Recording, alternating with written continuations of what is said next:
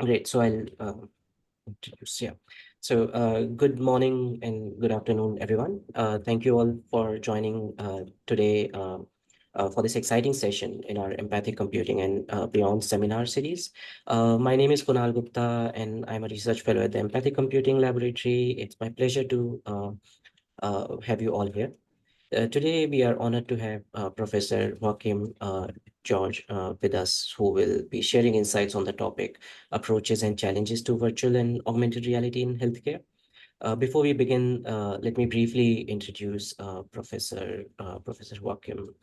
Um, Professor Joaquim is a full professor in computer science and engineering in Instituto Superior Técnico in Lisbon, University of Lisbon, where he holds the UNESCO Chair of Artificial Intelligence and Extended Reality. His research spans areas such as extended reality, multimodal interfaces, generative AI, and user-centered design. He has held positions at several prestigious institutions, including the University of Wellington and the Technical University of Vienna. Professor George has also chaired major international conferences like IEEE and Eurographics, and he is the editor-in-chief of Computers and Graphics.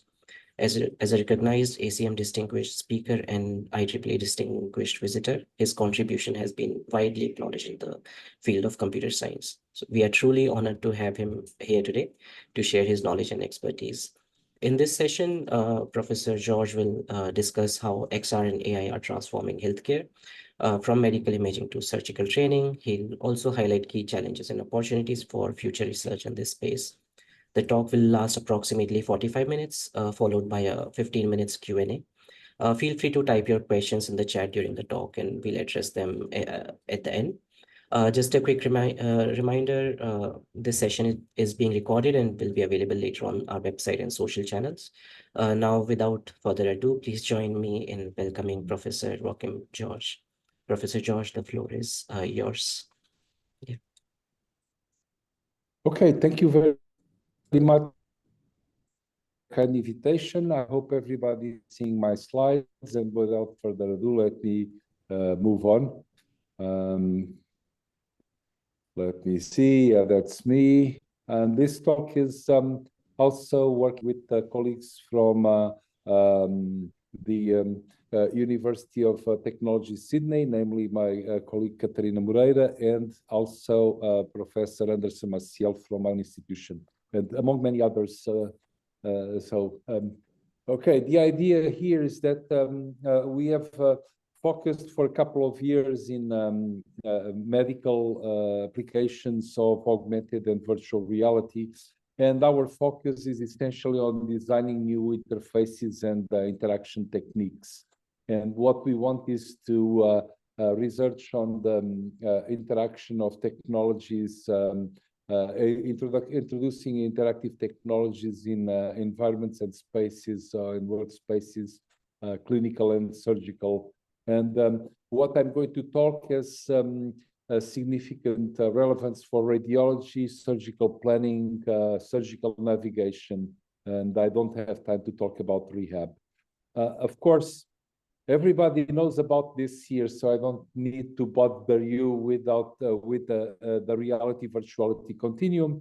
The only thing is that this picture is 30 years old, so maybe we should think about the introduction of cross reality here, which is something that could be explored to advantage in clinical and medical scenarios. So one of the important things here is that in the past 5 years or so, we've been blessed to work with surgeons and clinicians. And we have built a network of healthcare professionals, and we are identifying current practices in radiology, surgery, and diagnostics. The interesting thing for those of us who want to develop new interface, want to do requirement, is that we tend not to talk the same language. And people expect a lot from us, like developing augmented reality applications from one day to the next. Of course, that can be done. And part of the motivation is that three-dimensional images, of course, are a bunch of slices, and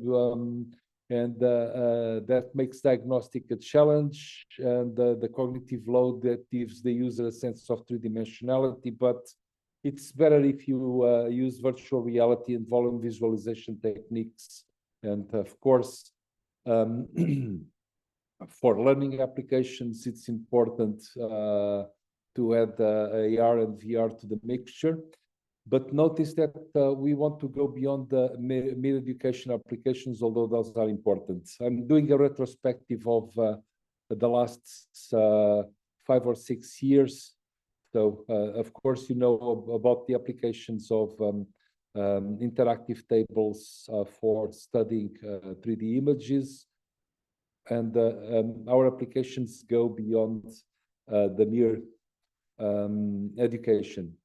So one thing that illustrates the introduction of novel interfaces in standard clinical environments is radiodiagnostics, where we believe that virtual reality can have a positive impact in the way radiologists read images. This has been the subject of research in the past 6 years. It started several years ago. Notice the whole equipment that the radiologist is using. And we already published this paper on using virtual reality in the reading room in CAI a couple of years ago. And I thank you for being here despite the looming CAI deadline to understand how these things go. So, believe it or not, a radiologist's judgment can be seriously influenced by bad illumination conditions like glare, glitter, and glow, and poor ergonomic or posture practices. And it's very important to ensure that when radiologists are doing the diagnostic, that they need to adjust lighting conditions, display orientation and position, correct their posture just to find the proper setting to read the images and not misread them. So we proposed a novel approach that's cheaper and portable than the current ideal reading room. Notice that hospitals usually spend tens of thousands of dollars to provide radiologists with the appropriate conditions. Our insight is that you can use a VR headset, and you can control the illumination and position in ideal ways. And we also contribute a natural and easy to adopt interaction technique. And are you seeing the movie? Okay, so this movie illustrates the idea that radiodiagnostics are often affected by severe conditions, and it is important to adjust lighting and viewing position. And we introduced a thing called VROOM, virtual reality for radiologists in the reading room. Now, we made some design choices that it's important to put here. One of them is assume that radiologists do their reading at the table. So we use the interactive surface as a frame that can capture the positions of up to 8 fingers.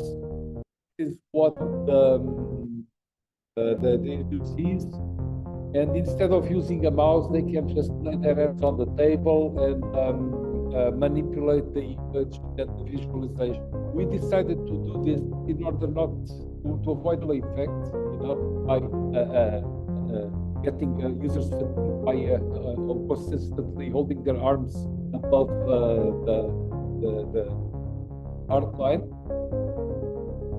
And so they can perform elementary tasks. This is a very simple user interface, and our idea was to start and explore the design space. We are currently improving this design with clinicians for viewing X-ray images. And the important part here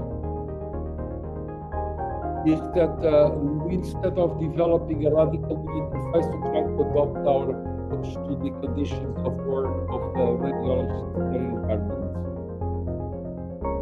So we also contribute there's an actual and easy to adopt interaction technique that's based on having the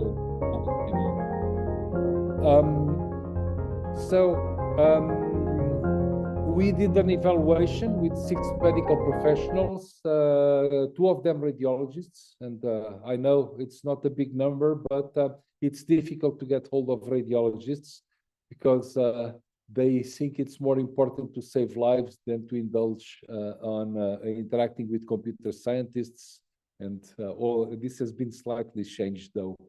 So 2 of the 6 medical professionals were radiologists. All of them reported that they use medical images every day. Only 1 participant reported experience in virtual reality, and they indicated that they felt comfortable with the system.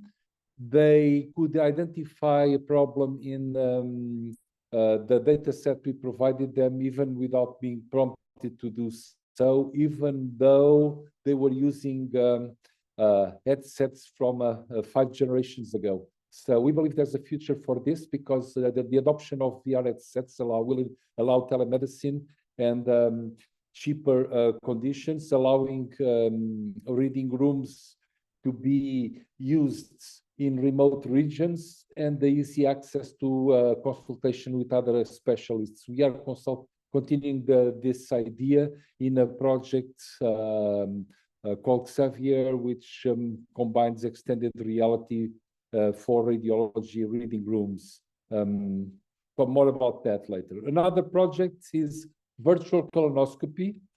And there again, we follow the same principle. Images are difficult to read and to identify lesions in colonoscopy. And even the conventional CT colonography workstations require the expert to be seated at a desk or in front of a flat display and interacting with complex radiology data using mouse and keyboard interfaces. Conventional CT navigation enables fly-through visualization. This simulates a conventional optical colonoscopy as the camera follows antegrade, rectum to cecum or retrograde paths. But what we developed here was an idea of using, instead of performing an optical colonoscopy, we do take data from a CT scan, do segment those data to obtain the surface of the colon, and then use virtual reality headsets to navigate. And this is an example of an early version of our system.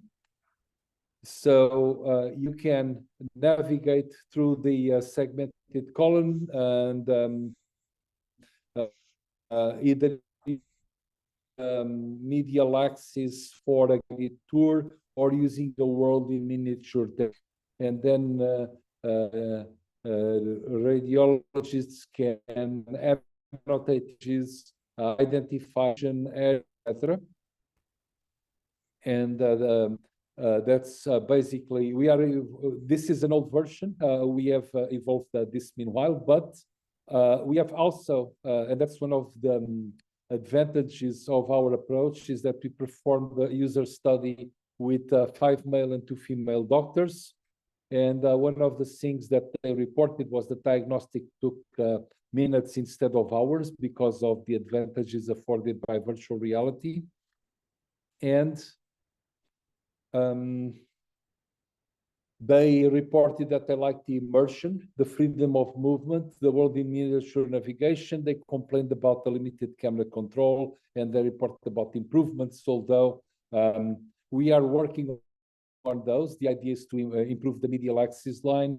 And also now we are doing an exciting project, even involving colleagues in New Zealand as well, to use eye tracking So now the idea is to use eye tracking to detect and help radiologists see what areas of the colon they have visualized already or not, and provide them with additional capabilities. This is what you see for the eye tracking version. In blue, you see the zones of the colon that have already been visualized by the radiologist. In red and other shades of green and yellow are less visited areas of the colon. So you can also see that image in the world in miniature. And we also provide more sophisticated navigation techniques using the original data set. This is an example of the newer version of the program that we are using, where we are using eye tracking and controls for improving the colon navigation.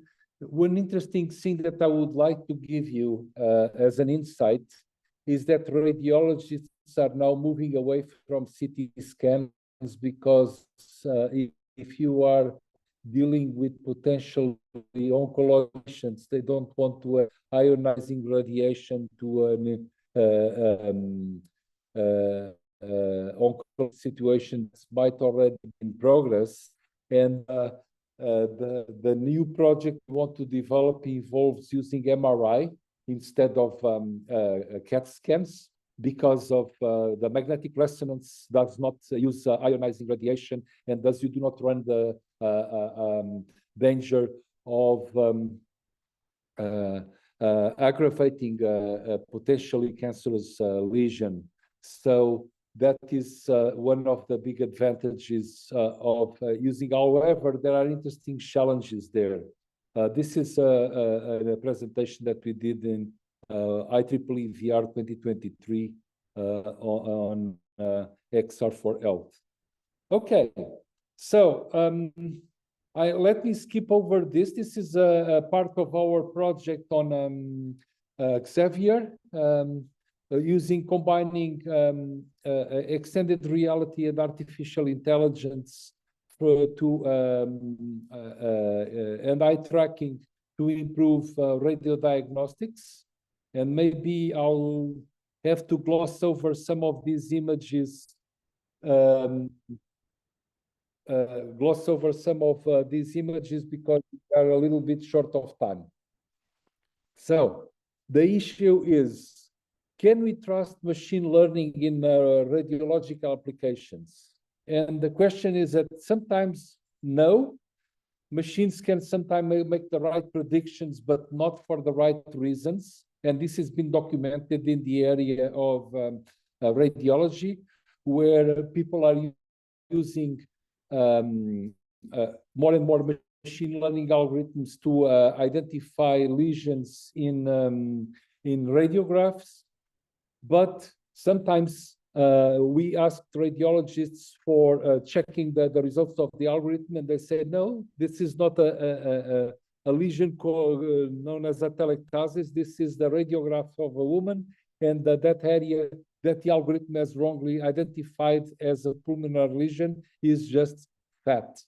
So, and this has been known for a while, and so there are errors between machine and human that are larger in pathologies that are smaller in size. The problem is we have made significant progress in image processing and analysis for medical diagnostics, but X-ray, especially chest X-rays, can produce wrong diagnostics for images with very smaller and difficult to identify lesions. And that's a problem. Furthermore, predictive algorithms exhibited biases that are connected to the data that is fed to these algorithms. And we decided to use explainable AI in conjunction with virtual reality to put humans in the loop, and through the using eye tracking and virtual reality, we can take the advantage of the interaction capabilities afforded by virtual reality to improve diagnostics. And this is the idea for the Xavier project, Explainable AI and VR for enhanced radiology. This is ongoing. And I'm just going to show you some of the challenges of using eye tracking data to get diagnostics information. Collecting radiologist eye movements can really open new research directions in terms of deep learning. And our idea is to use radiology data and with eye tracking movements, eye tracking data to improve diagnostics. Here, you can, for instance, estimate expertise from just looking at eye tracking patterns from students and experts. Here you see three eye tracking patterns from a problem that was given to the beginning students, intermediate students, and experts to provide lesions on to identify lesions on a chest X-ray. And my question to you is, what image do you think that corresponds to the expert? And what image do you think that corresponds to the beginner? Left or right? Left for the expert and right for the beginner. You are totally right. Yeah. Oh, so the beginners are the ones with. Thank you. So the beginners are the ones that could not identify their high patterns. That they are all over the place. In the middle, you see the intermediate students who struggled for a while, but they were able to identify the lesion. And the leftmost image corresponds to experts who at a glance would say, oh, yes, yeah, I know the problem. So, and this has been widely reported. So we work on the hypothesis that the eye tracking in conjunction with reports from experts and machine learning can be used to training of radiology students, and that's the main goal of Project Xavier. We are running into interesting challenges. I don't have the time to explain all of them for a 40-minute format, but we have run into an interesting disagreement in the literature. Half of the works we've studied report that eye tracking can improve accuracy in diagnostics for a particular observation. And half of the literature we've surveyed that says that eye tracking does not improve accuracy. So we still have to find out which one or which half is true. And our idea is to develop a human-centered deep learning architecture based on collecting data from VR. What we found out that's totally surprising is that when you look at the diagnostic patterns from experts, what we were expecting to find was that they would have more fixations in the areas that they identify as lesions. What we found is exactly the opposite. They seldom look into the areas they identify as lesions. Are you seeing these little red ellipses in the chest X-ray? Good. What we found out is that experts seldom look at these areas, and then they go on to other parts of the lung, and then they say, no, the lesion is here. And so we are currently betting one doctoral dissertation in trying to find something that is not there. Has any one of you seen this image? It no. relates to a thing called survivor bias. I don't know if you know this, but I'll tell it briefly. In the world World War II, the Royal Air Force in England was trying to reinforce the fuselage bombers that came back from raids over. And they asked the statistical expert to see which areas of the fuselage do they reinforce. And they showed in this image, which shows the statistics of holes found in the fuselage. And they asked him, should we reinforce the areas where there are more bullet holes so that they increase the chances of survivability? The statistician thought a little bit, and he said, no, you should reinforce the areas of the fuselage where there are no bullet holes. And why? Because most likely than not, the bombers that were hit on those areas never made it back. So those are the ones that made it back could make could return to the base in spite of being hit in those parts of the wings, the tail, control surfaces, etc. So the gunner that you see here, the gunner area, the engines and the cockpit should be the ones that should be reinforced. So we are looking into the implications of this for what eye gaze patterns are characteristic of experts when they look at images. We are now collecting data from radiologists using our VR sets, using the Vroom for analyzing X-rays, and we are comparing those with data sets that have the similar information collected from desktop data. And one result that we already obtained is that, and that comes from an insight with the radiologists, is that combining clinical data with images improves the accuracy of algorithms. And that was something that, of course, we all know as practitioners of HCI, that it pays a lot to talk with the real stakeholders when we want to bring technology to a novel domain. So this image that I'm showing to you is an architecture that we developed that combines clinical, which have nothing to do with pixels, with image data to improve the accuracy of X-ray analysis. So that's one preliminary image. We don't have much time to work into these details because I still want to report about two more approaches. Of course, if you have any questions, we can talk about that later for the sake of brevity.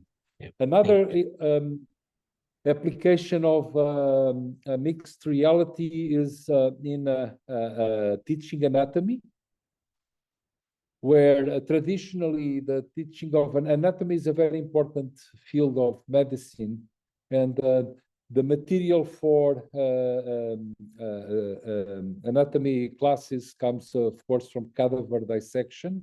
Problem is that once you dissect the cadaver, it becomes unusable, and that has become a problem. Because as the number of hospitals and university courses in anatomy increase, there's a shortage of cadavers. Of course, an idea that we are exploring is to use augmented reality and a cross-reality interface where you have, do you see my cursor? Yeah. So you okay. My card, sorry, wrong screen. You have tablets to so that people can interact with tablets for seeing slices of virtual cadavers, and then you have a mixed reality environment. This was done a couple of years ago with a virtual reality headset from MetaVision that has a large field of vision. We are still not progressed much more than that. That you can extend any physical table with a mixed reality environment so that you can perform virtual dissections of cadavers by sketching contours on a tablet and then visualizing this in 3 dimensions. And you can use your finger gestures to navigate the data set. The main tasks performed by the anatomists here are the 3D reconstruction by manually tracing the structures and 3D exploration of the data and reconstructed structures. Of course, you can use other algorithms. We have used data from the Visible Korean project, which is one of the projects that essentially take a cadaver, cut it into very thin slices, and then take a picture of each slice. And then we have data sets that comprise something like 5,000 slices from frozen cadavers that you can use then to perform virtual dissections. And this is a zoomed image of a cryosection. This actually corresponds to that cadaver that was frozen. Note that the bluish color here corresponds to ice. So these were cut to a very thinly microtome, which you can think of as a high precision hem cutter, where, well, the hem is different. And then what you do in a cross-reality interface is that on the tablet, you can sketch contours of organs on a given slice, and then you can connect the setup is relatively simple. Each user is equipped in an optical see-through web-mounted display, a tablet and a stylus, and then they can communicate, of course, via slice server. And what we do is essentially we produce 3D slices from each digitized contour, and then we re-render the 3D model as the contours are being added. This is a detailed thing on how we make corresponding, how we make triangulation of adjacent contours to make sure that we can create a surface from different slices. And here is a small movie that illustrates how you can visualize. So you can see you have a virtual slice that you can move with your fingers, and then you can map what you see on that slice to the tablet. You can sketch the contours on the tablet, and those contours will be used for the algorithm to create a reconstruction of a 3D image. And this is what I would call a cross-reality interface.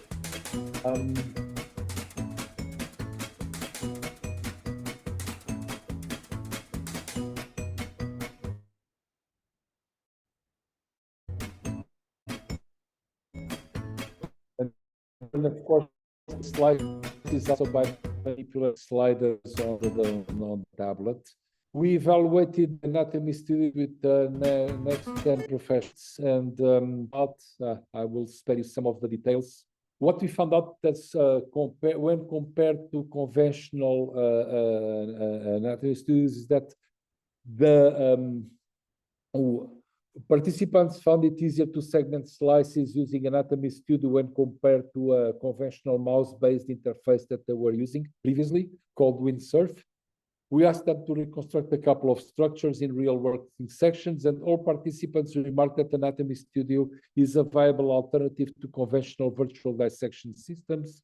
And we are working now on a virtual reality extension of this. The idea is that you can have instead of having participants in the same room, you can have them in the same virtual space. So even if a new pandemic comes around, we'll be able to have distributed classes in a shared virtual reality environment.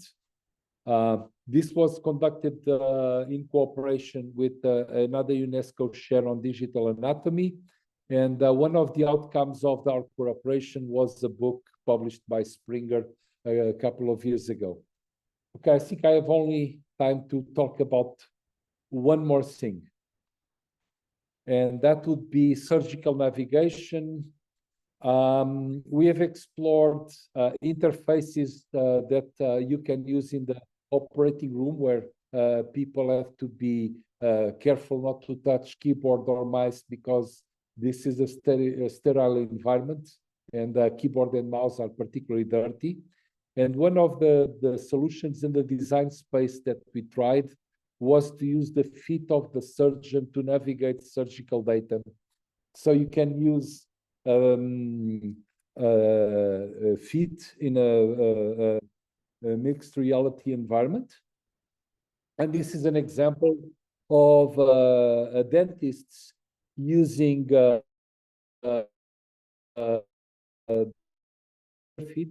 Notice their shoe on their shoes, so you can track position of the feet. And there's a depth camera here, so that they can use hand gestures and feet to navigate image data without touching the mouse or the keyboard when they are in a sterile environment.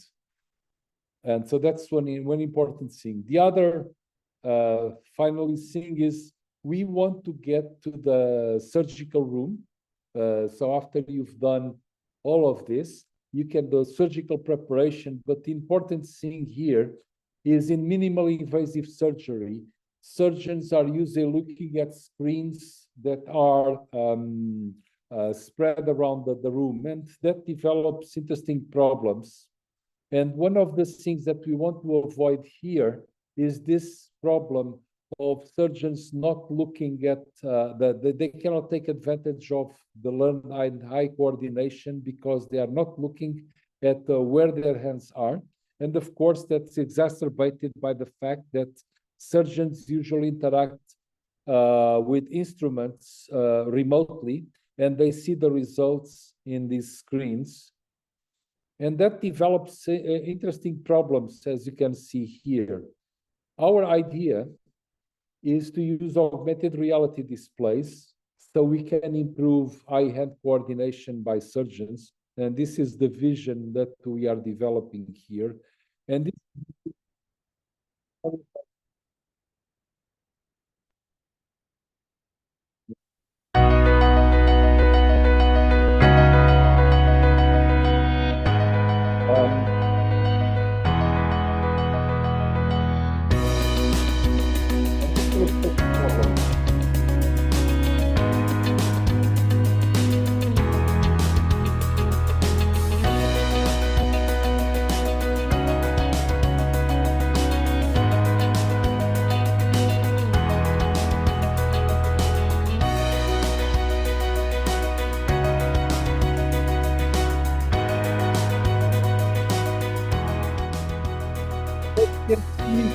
surgeons are often communicating through images that they do not see directly. They point at screens that communicate while they are manipulating the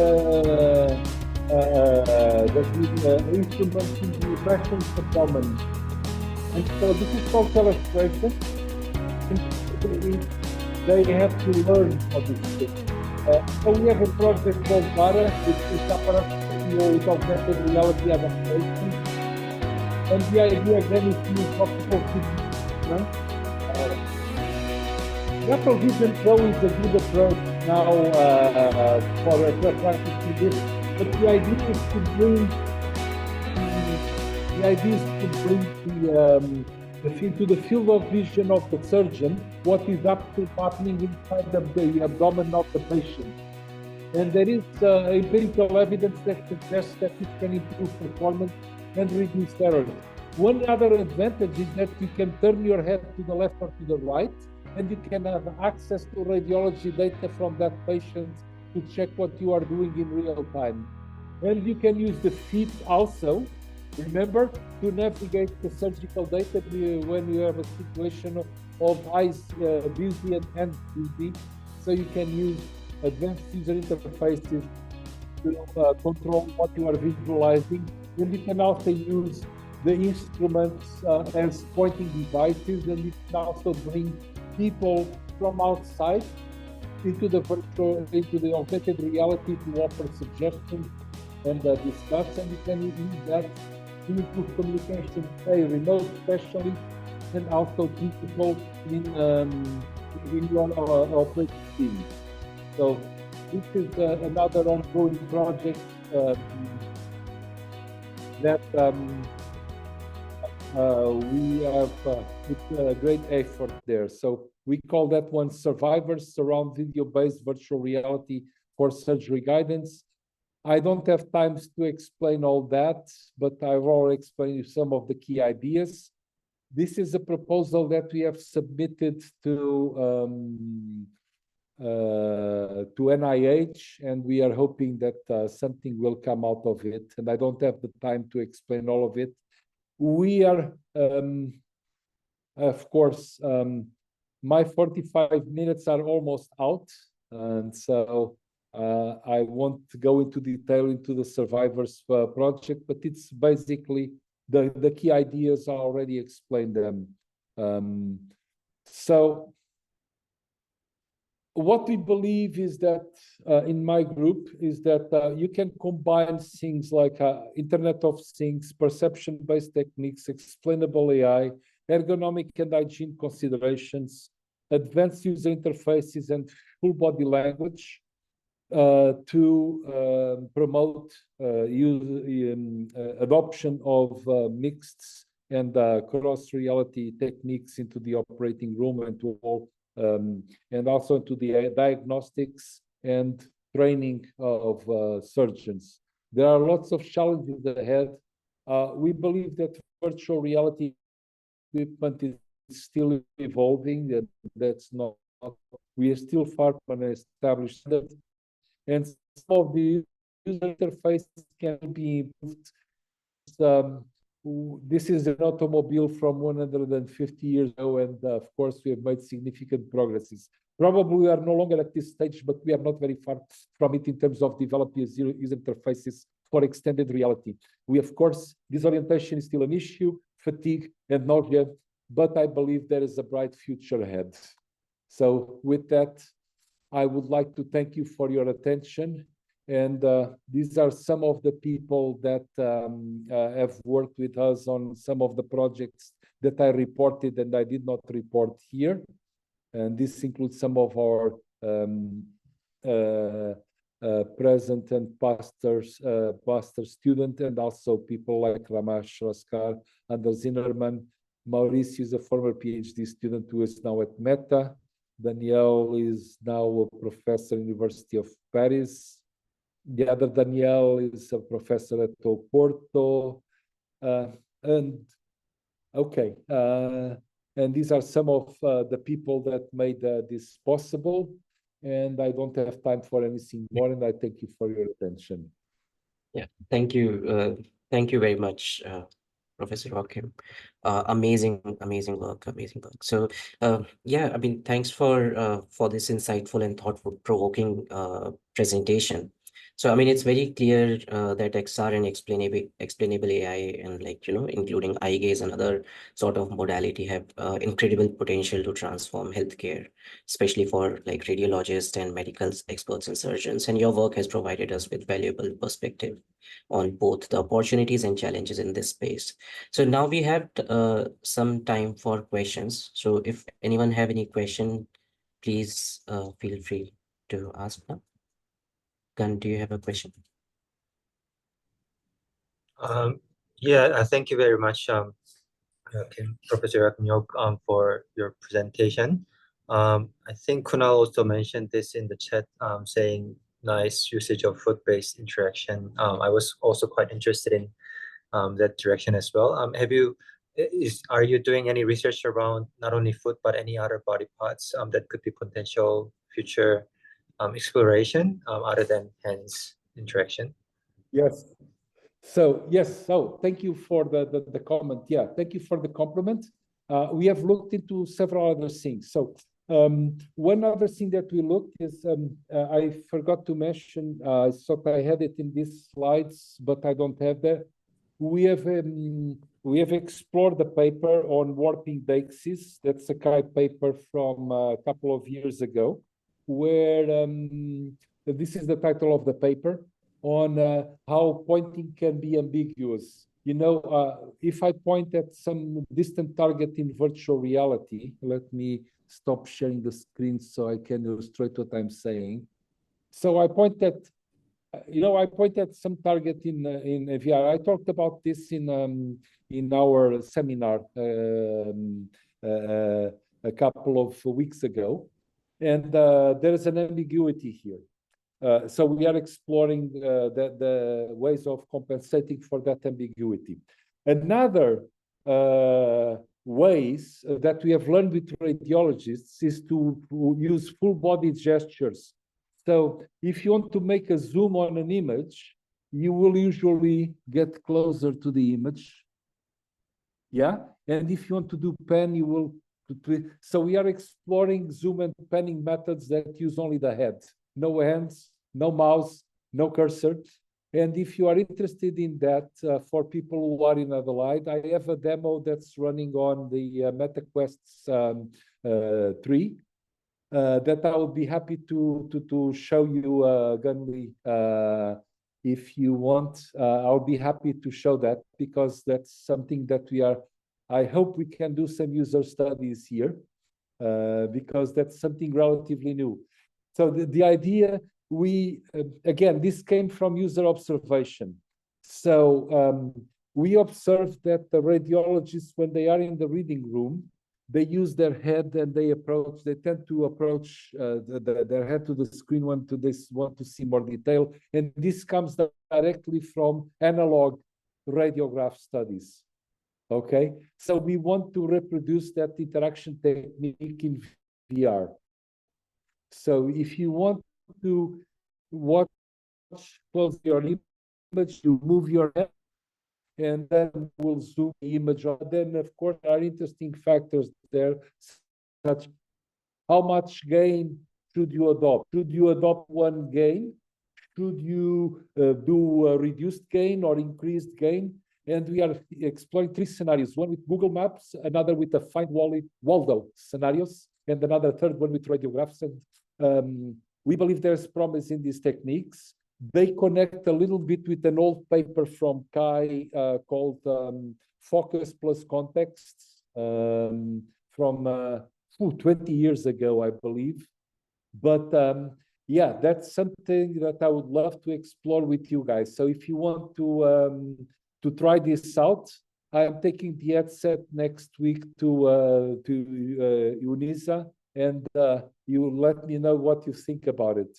I would love to hear your comments. That sounds great. Thank you very much. I'd love to have a look at the demo when you are back in USA. Thank you. Perfect.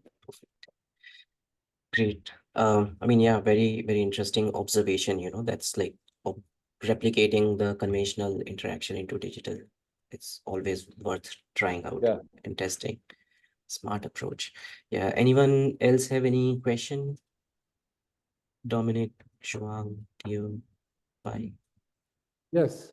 Oh. Any question? Yeah. So there's a question from Jiesh Kao.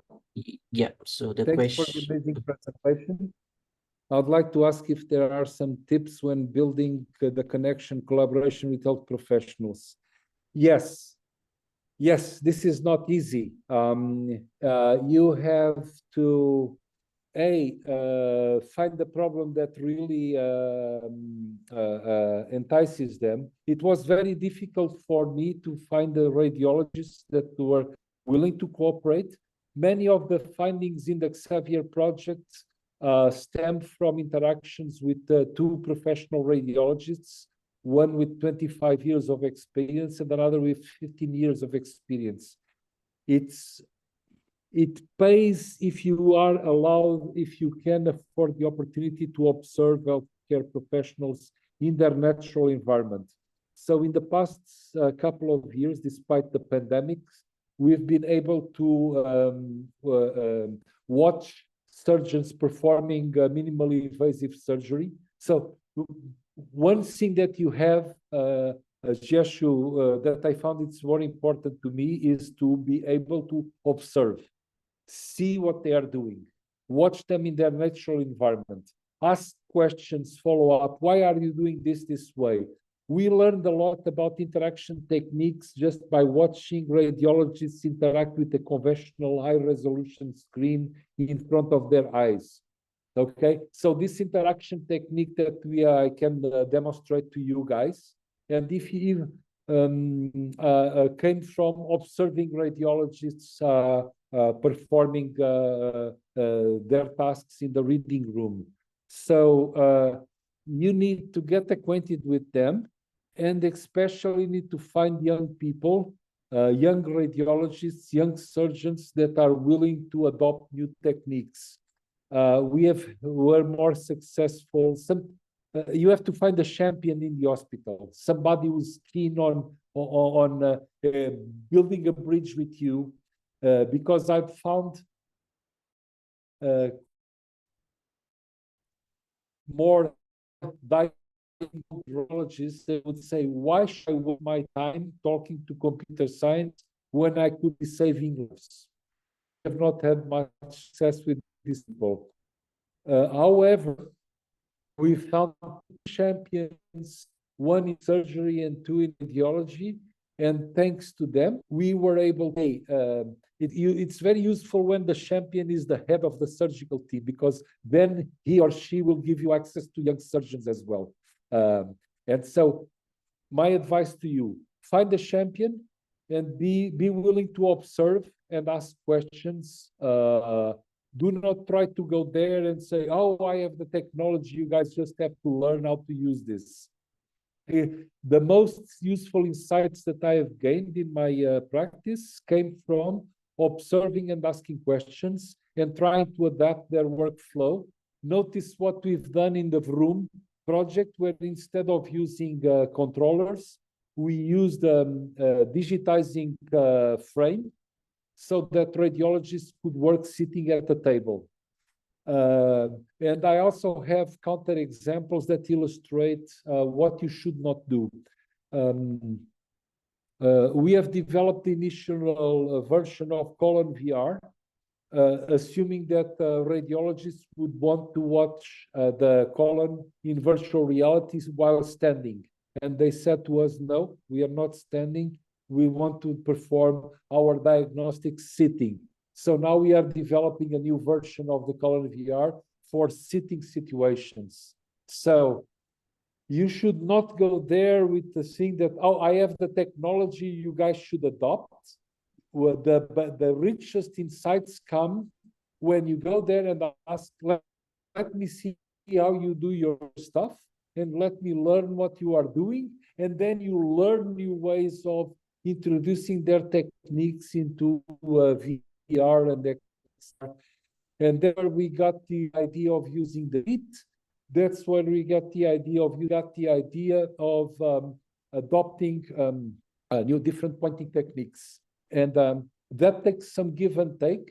For instance, the surgeons that talk to me, they say, wait, you want us now to look into the abdomen of the person we are operating? But we have learned to operate at using displays, and we have learned this for 20 years.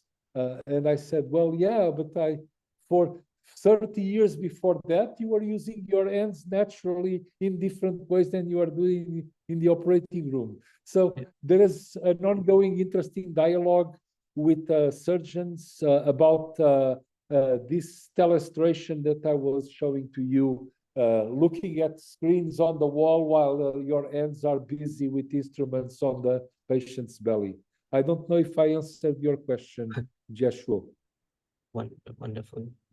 Yeah, thank you, Professor. Like, that's really useful and inspiring. I'm gonna take this into the consideration when I talk to the psychotherapist in my study.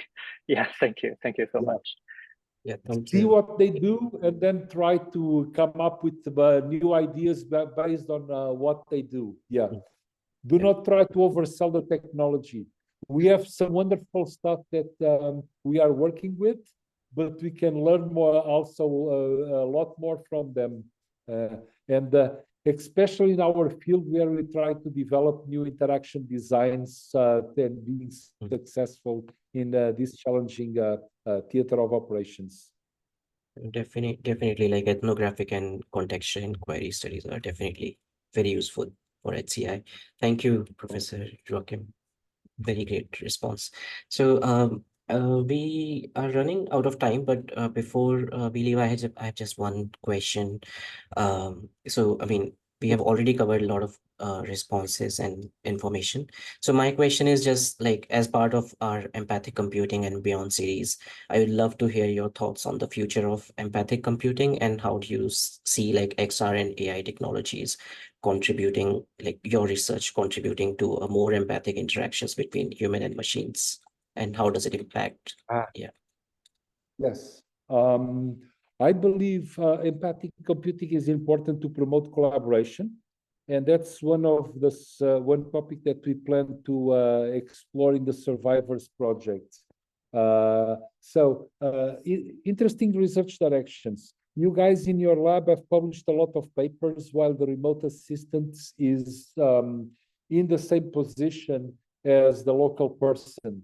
And I wonder if that psychologically promotes, well, it can promote empathy, but I always wondered if it also provides some kind of sense of strangeness for the other person being in the same virtual space. You know, there is somebody outside me, but that is sharing my body in virtual space.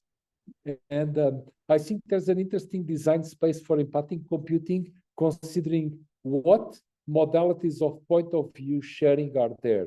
Face-to-face, side-by-side, sharing the same body,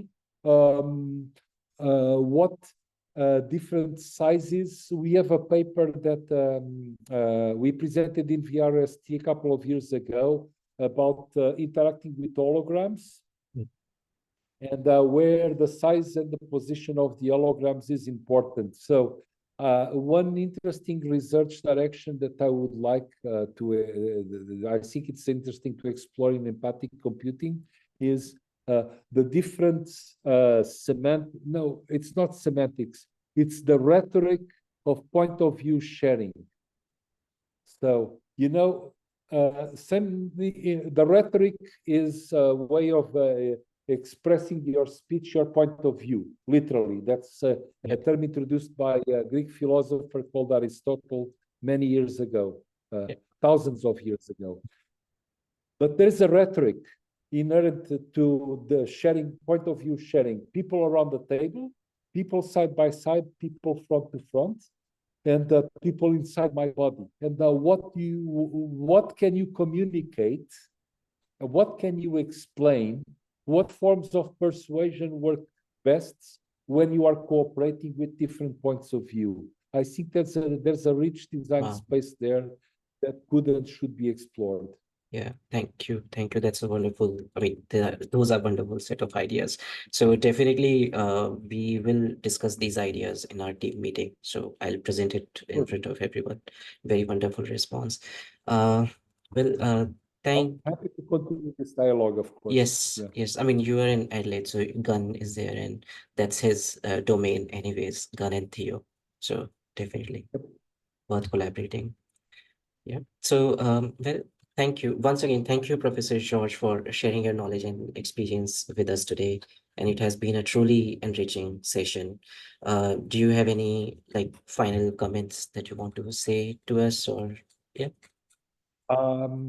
Okay, well, I just would like to, I should have started by thank you for this opportunity to exchange points of view and present some of my work, and to say that I am available virtually or physically here in Adelaide or in Auckland to continue this dialogue. I love the work you guys are doing, and that's one of the reasons for my being here. Thank you very much. Thank you very much. Definitely, you're most welcome. I mean, we'll organize some session when you are in Auckland. Thank you very much, Professor. So, yeah, So, I think I'll stop the recording and